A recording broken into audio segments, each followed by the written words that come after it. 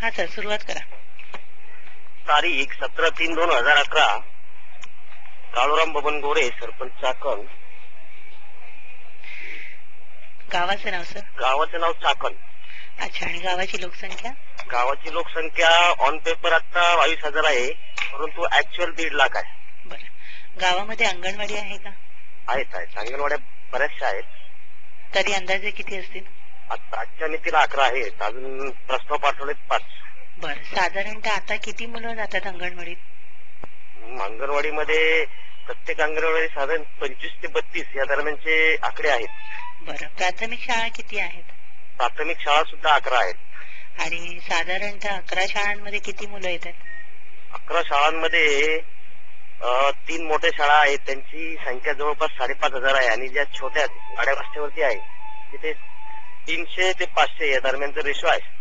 अच्छा. शाळेत साधारण शिक्षक किती आहेत? प्रत्येक वर्गाला एक शिक्षक हा आहेच. अच्छा. माध्यमिक शाळा आहेत का? माध्यमिक शाळा पण आहे. किती आहेत? माध्यमिक शाळा एकच सध्या आहे. किती मुलं येतात साधारण? साधारण 5 ते 7 हजाराच्या दरम्यान आहे तिथे. आणि त्या शाळेत शिक्षक किती आहेत? त्या शाळेत शिक्षक प्रत्येक वर्गाला एक वर्ग शिक्षक असतोच.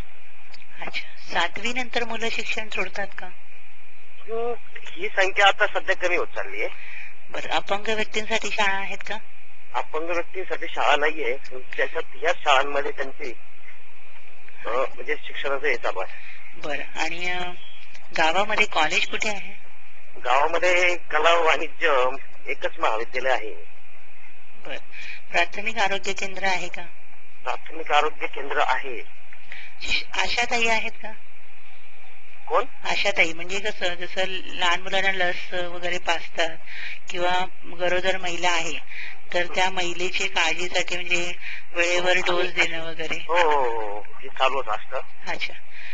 बाल मृत्यू व डिलिव्हरी दरम्यान जे माता असतात त्यांचं मृत्यूचं प्रमाण काय आहे? मृत्यूचं प्रमाण आता सध्या सर्वच म्हणजे लक्षात आल्यानंतर थोडस बदल झालेला आहे ग्रामीण भागात सुद्धा, त्यामुळे तो प्रमाण कमी होत चाललंय. सर्वसाधारण आजार कोणते? सर्वसाधारण आजार हे थंडी, खोकला हे असे येत वातावरणाच्या बदलानुसार होत. अपंग व्यक्ती किती आहेत गावात? एक्झॅक्ट संख्या सांगता येणार नाही. साधारण म्हणजे आता गाव 1.5 लाख याच्यामध्ये काय वाढती लोकसंख्येमध्ये एक्झॅक्ट सांगणं अवघड आहे. बरं. लहान मुलांचं हॉस्पिटल आहे का? लहान मुलांचे हॉस्पिटल खाजगी स्वरूपात आहे. आणि जे प्राथमिक आरोग्य केंद्र आहे तिथे लोक शक्यतो का कमी जातात मला ते समजत नाही. ऍम्ब्युलन्स आहेत का? ऍम्ब्युलन्स आहेत. HIV प्रमाण काय टक्के आहे? कशाचं? HIV हे जे काय आहे हे प्रकार कोणी ओपन करत नाही, त्यामुळे टक्केवारीच सांगता येणार नाही. बरं. किती टक्के लोक शेती करतात आणि किती टक्के लोक शेतीशी निगडीत आहेत? चाकणमध्ये तसं जर पाहिलं तर साधारणतः शेतीकडे कोणी शक्यतो जास्त रिएक्शन केलं, इंडस्ट्री वाढलेली आहे. बरं. तरी पण जर शेती करत असतील तर कोणती धान्य? 10% लोक निगडीत आहे शेतीशी. हा. मग किती कोणत्या प्रकारचं धान्य पिकवतात? धान्य ज्वारी, बाजरी, गहू, हरभरा. कांद्याचं प्रमाण जास्त असतं, कांदा आणि बटाटे. अच्छा. साधारण प्रत्येकाची किती एकर शेती असू शकेल? काहींना 50-60 एकर पर्यंत आहे, काहींना 1 एकर, 1.5 एकर, 5 एकर, 4 एकर. बरं. तर साधारण 1 एकरचं वार्षिक उत्पन्न काय असेल सर? नाही, ते पिकावरती अवलंबून असतं, त्या वेळेच्या भावानुसार ठरलेलं असतं ना. आज कांदा आहे, पीक आहे, एखाद्याला साधारणतः 200 पिशवी कांद्याची निघाली, परंतु बाजार भावच मिळाला नाही तर त्याचं काय सांगणार नाही. शेतीवर काम करणाऱ्या व्यक्तीला किती रोजगार मिळतो? 100 रुपये हजेरी आहे. अच्छा. कोणत्या माध्यमातून शेतीला पाणी मिळतं? विहीर आहे, बंधारे आहेत. आणि शेतकऱ्याने कधी आत्महत्या केली आहे का तुमच्या गावात? आमच्या गावातल्या असं एकही संख्या नाही, एकही माणूस नाही की शेतकऱ्याने आत्महत्या केली. गावात दारिद्र्य रेषेखाली किती लोक आहेत? आता 532 लोक आहेत. गावामध्ये नरेगा आहे का? काय? नरेगा म्हणजे सरकारची एक स्कीम असते, वर्षातून 100 दिवस एखाद्या व्यक्तीला रोजगार मिळायला पाहिजे. हो. आहे. आहे. अच्छा, नरेगाच्या अंतर्गत पुरुषांना आणि महिलांना किती रोजगार मिळतो? 60 रुपये त्यांना प्रतिदिन हजेरी आहे. गावातून बाहेर दुसऱ्या गावात किंवा शहरामध्ये लोक कामासाठी जातात का? जातात ना. हे आता चाकणच्या बाजूला लगत ते भोसरी इंडस्ट्री आहे, हा, त्या ठिकाणी या गावातील लोक त्या ठिकाणी कामाला जातात. बरं. तात्पुरता जातात की कायमस्वरूपी जातात?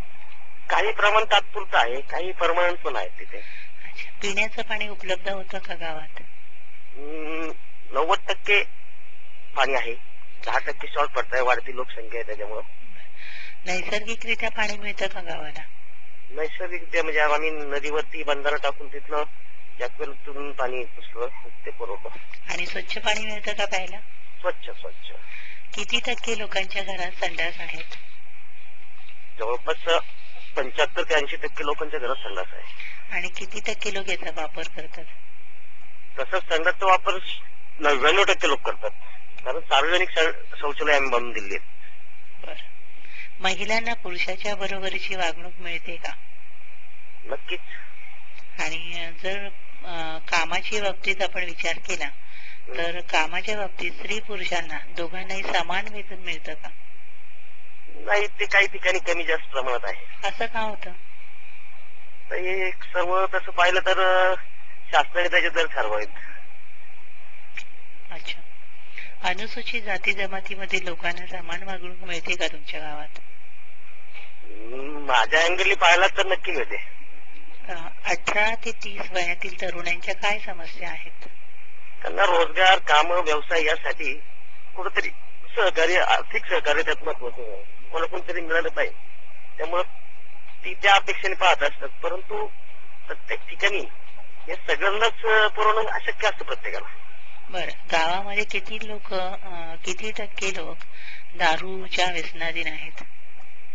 तर त्याच्यासाठी मग कुठेतरी त्याचा सर्वे करावा लागेल. बर, तंबाखू बद्दल काय माहिती आहे का? तंबाखू किती लोक खातात? तंबाखू आता शेतकरी वर्ग असल्यामुळे शेतकऱ्यांना ते एक सवय जडलेलीच आहे. अच्छा, मग असा दिवसाला एका व्यक्तीला किती खर्च येत असेल तंबाखूसाठी? आता याच फार अवघड आहे, त्याचं जर मूल्यांकन करायचं म्हणजे अवघडच आहे. बरं, गावात कुठल्या बायका तंबाखू किंवा दारूचे व्यसनी आहेत का? नाही, असं अजून मला आढळलं नाही. गावामध्ये बँक आहे का? बँका भरपूर आहेत. अच्छा, भरपूर म्हणजे साधारण किती आहे सर? जवळपास म्हणजे आपल्या भारत देशामध्ये. नाही, तुमच्या गावामध्ये. हो, ते सांगतो, भारत देशामध्ये जेवढ्या बँका आहेत त्याच्यापैकी 70% बँका आमच्या चाकण गावामध्ये आहेत. काय म्हणताय? हो. बरं, बचत गट किंवा महिला गट आहे का? महिला मंडळ? हो हो, नक्कीच. पुरुष बचत बचत करतात का? करतायत ना. कुठे करतात? बँक, पतसंस्था. बरं, महिला बचत करतात का? महिलाही करतात काही प्रमाणात. कुठे? बँकामध्ये. गावापासून जवळच्या शहरात जाण्यासाठी चांगला रस्ता आहे का? हो. आणि गावामध्ये चांगले रस्ते आहेत का? गावामध्ये काय? गावामध्ये चांगले रस्ते आहेत का? गावामध्ये चांगले रस्ते आहेत. काही शासनाच्या ताब्यात असल्यात, त्याची देखभाल, दुरुस्ती तेच करतायत, व्यवस्थित आहे. गावामध्ये लाईट आहे? हो, लाईट आहे. आणि लोड शेडिंग वगैरे होतं का? काय? लोड शेडिंग होतं का? लोड शेडिंगचं प्रमाण कमी झाले आता सध्या, पूर्वी फार असायचं. किती टक्के लोकांच्या घरात मोबाईल असेल? जवळपास 99% लोकांच्या घरात मोबाईल असेल. किती टक्के लोक वर्तमानपत्र वाचतात? त्याचं प्रमाण थोडं कमी, 70% 75%च्या आसपास लोक वर्तमानपत्र वाचतात. किती लोकांच्या घरामध्ये इंटरनेट, कम्प्युटर असेल? ते 30 ते 40% लोकांच्या घरात इंटरनेट असू शकेल. ग्रामपंचायतीचा लोकांना कसा फायदा होतो? ग्रामपंचायतला वेळोवेळी आम्ही ग्रामसभा वगैरे घेतो आणि त्याचं आमच्या सदस्यांचं मासिक मीटिंग मध्ये जे काही गावासाठी करायचं उपाययोजना, काही कामं असतात ते करून आम्ही कामं मार्गी लावायचा प्रयत्न करतो लोकांसाठी. बरं सर, एखाद्या सरपंचांना जर अवॉर्ड द्यायचंय असं आपण ठरवलं तर त्या सरपंचांच्या अंगी कोणते गुण असायला हवेत? आता जे अवॉर्ड देणार आहे ते त्यांनी त्याचं ते केलं पाहिजे. पण साधारणतः मला असं वाटतं यात की भ्रष्टाचार मुक्त, जिथं भ्रष्टाचार संपला जातोय, काहीतरी कामाचे व्यवस्थितपणा आहे, अशा लोकांची निवड केली पाहिजे.